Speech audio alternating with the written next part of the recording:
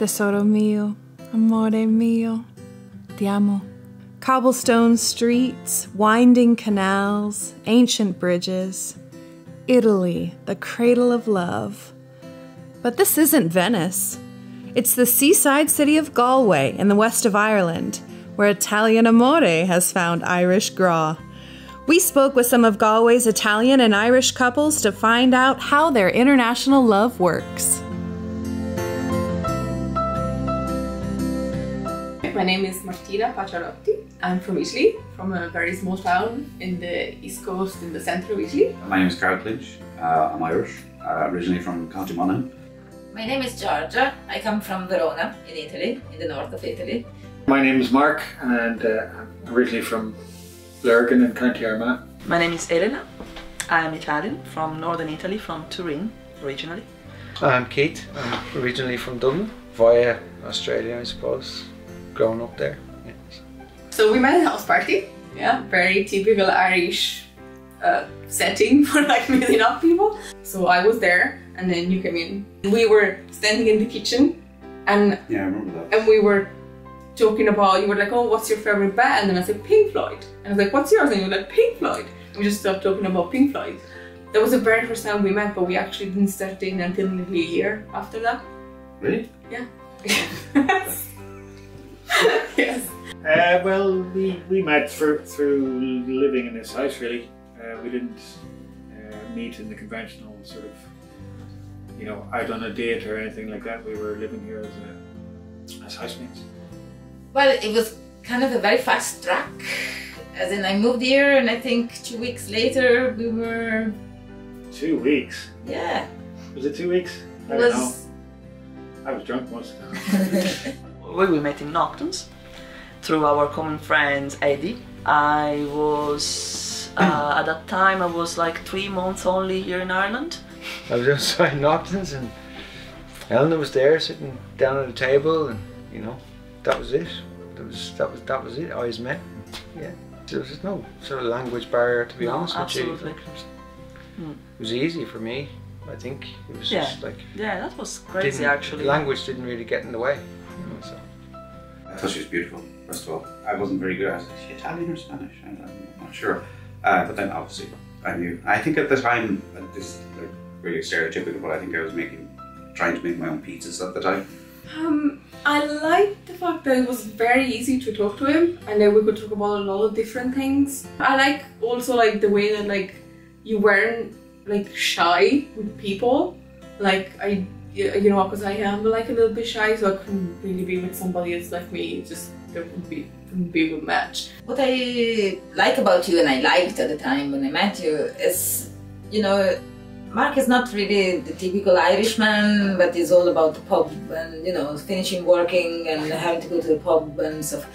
Might be because he actually works, you know, the music business, so when he's off, the last thing that he wants to do is going to the pub. Keith is a very good heart and I love him because he's so genuinely, if you see Keith, he's Keith. He doesn't hide nothing. It's like what it is. It made me laugh and I can feel him present all the time, so he's with me. When we made each other laugh, and we still make each other laugh. Yeah. We still dance.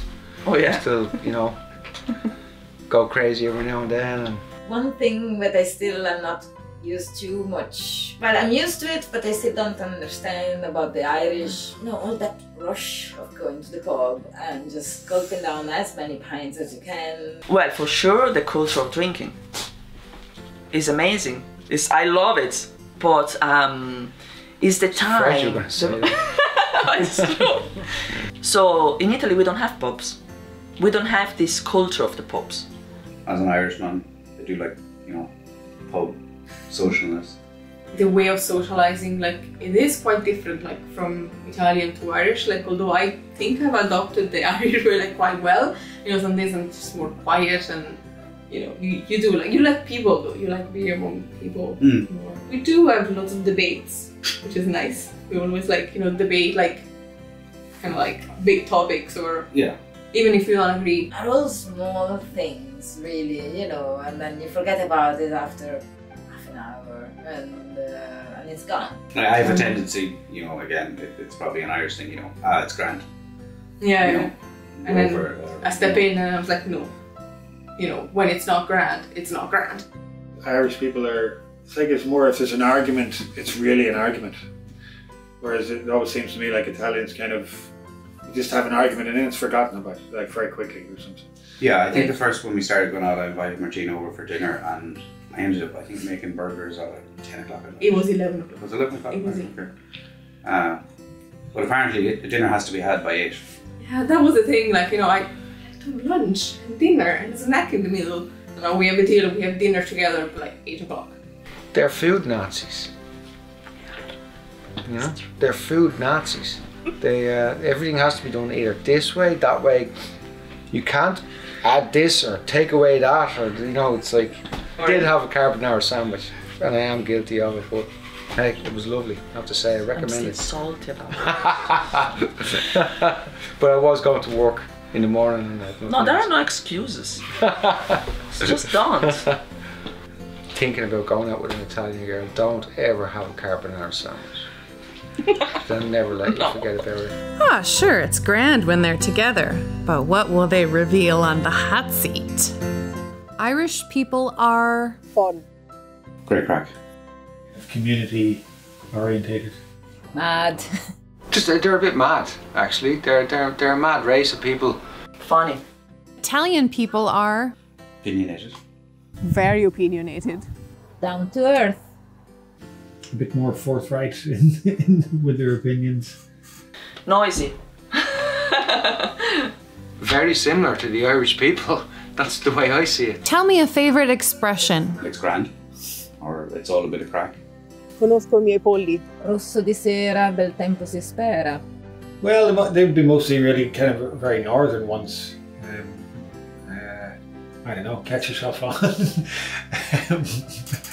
Do you get on with each other's families? I think they like me. First thing her dad did was just offer me a drink. My mom loves Carl.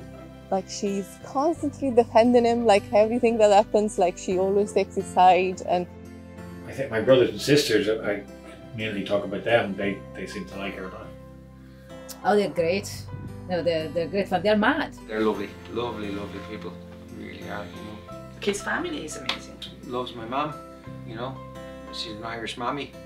But my parents love him a lot. Who takes the lead in the bedroom? Martina. Yeah, definitely. Again, I think that's the Italian passion. me. Yeah. That would probably be more her side of the thing, really. Yeah, I mean, it depends. It depends. I'd say half and half. No, it has to be Italians. They're just a bit more racy. Look, Ferrari, come on, tell me. Me? How do you see your future? I think I'm more of a take things one day as they come, which I think Martina, if you were to ask Martina the same question, she probably has a 10-15 year plan. You know, Carlo always say like, oh, we cross the bridge when we come to it. So I guess that's what we'll do. I would really like to freeze this time and make it last forever. Our own house would be a big thing, I think. We live pretty much in the present, actually. A good relationship that, you know, I just don't even think about that. We're just getting through it. And The future may be uncertain, but these Italian-Irish couples wouldn't have it any other way. Slán from Galway. Vi mando baci.